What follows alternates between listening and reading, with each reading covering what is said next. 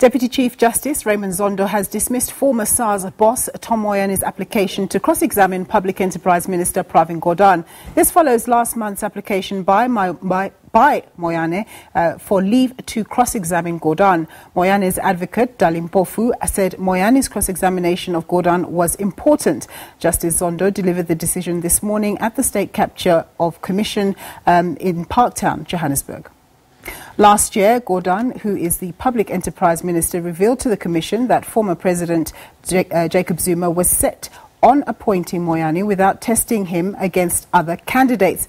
But the chair of the inquiry says Moyane failed to outline how Gordhan had implicated him in his evidence as required. The Deputy Chief Justice also ruled that Moyane did not submit his own version of events that disputes Gordhan's testimony as required by the Commission rules, saying Moyane also did not argue why his cross-examination would be in the best interests of the Commission. Well, for more on this story, we cross to our reporter Manqoba Mchunu, who's standing by for us in Parktown. Manqoba, what's the latest where you are? Oh, well, I am together with Manqoba Nompu. I will be speaking to him, because he's been sitting through the proceedings with me, and then to basically share what is going to be happening, or what else has been happening. Basically, you've touched on the issue of Moyane versus Gordhan judgment that Judge Zondo has just ruled on. It's very important, Nombu, to really indicate that as much as he has refused leave to cross-examine, but he basically left the room on a limited issue, an issue of malice regarding the investigations. Perhaps let me bring in my colleague Manqoba, who is here, who's been listening in and watching events and developments here. So what's your take on the decision of the chairperson with regards to Moyane versus Gordhan?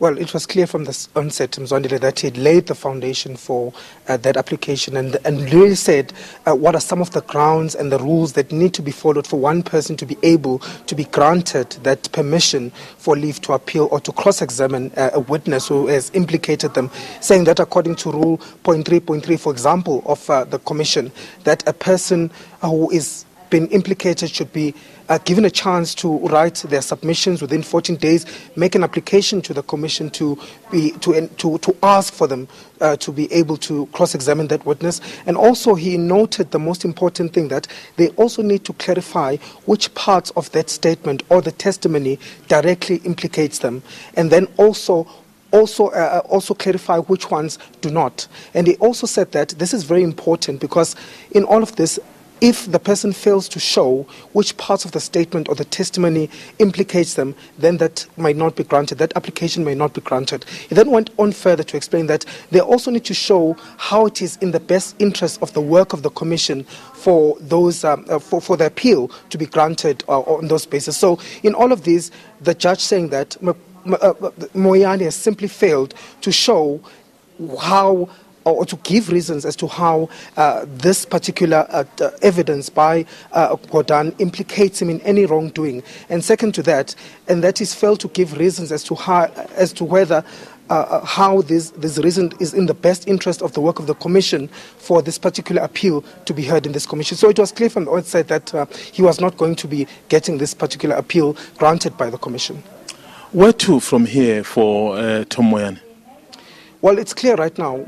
As you've said, there's an issue that's still outstanding. At this point, this particular appeal has been denied, and this means that now it's back to the drawing board. It's likely that he's not going to be ever get that opportunity to come and give his side of the story here at the Commission. But of course, there still has to be clarity on the issue that is outstanding, the issue of malice that has been raised by the judge, to say that he needs both the parties to submit submissions with regard to those claims that have been made by Gordhan, to say that when Mr. Moyane opened the case, that was to show malice against him. When those 27 questions were sent to him by the Hawks, that was all part of Moyane's doing in all of that. So that has to be clarified, and that's when he'll come back to this Commission to make his submissions to this Commission with that issue only. Well, we have Mr. McBride still on the stand, and he's been talking about patronage system permeating the police. So what do you make of this? Really painted a very bleak picture of the current happenings within the police force, saying that patronage was so deeply in the police system, saying that the systems there at this point allow for patronage to rule, and that simply many of the policemen rely on this to benefit themselves, and saying that this is the reason why politicians take advantage of the police service and use it for their own benefit, because of this patronage which is been long-standing in the police service. And it says that if this issue of patronage is not dealt with, then the police service will never get things right. And it's saying that it needs to be dealt with as a matter of urgency, saying that because simply the police service is losing its credibility and people are losing faith in the police system.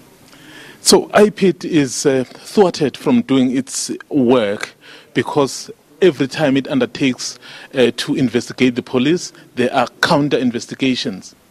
Certainly, that's a picture that he painted, a very bleak picture, saying that even in the investigations that was made against General Phahlane, that IPID was conducted against acting General Phahlane of the SABC, he says that there was a counter-investigation into that. And he says that that's been how it's been happening, that IPID officers have been harassed constantly by members of SABC who are from the crime intelligence to try and frustrate some of those investigations into top senior officials within the police. So he says that's been the nature before, during the time of acting General Phahlane, up until now. He says that harassment is still going on, and that's many of those IPID officers have found themselves in a state where they fear for their lives, even some of them moving from their home. So he says that has been a very worrying picture that has taken place within the security cluster, saying that at some point he saw that the security, the criminal justice system itself was at a breaking point, a point where he says it was almost crumbling, and that at that point he thought that the national security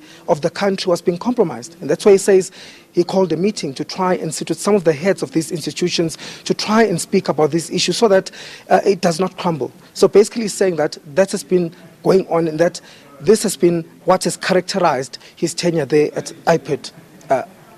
Thank you very much. That is Manqoba there, Manqoba Mchunu, our colleague who is watching the developments here at the State Capture Commission. After the break, after the long lunch rather, McBride will continue, and hopefully he will be able to conclude his evidence today. Mzwandile, thank you for that report from both of you. Well, the iconic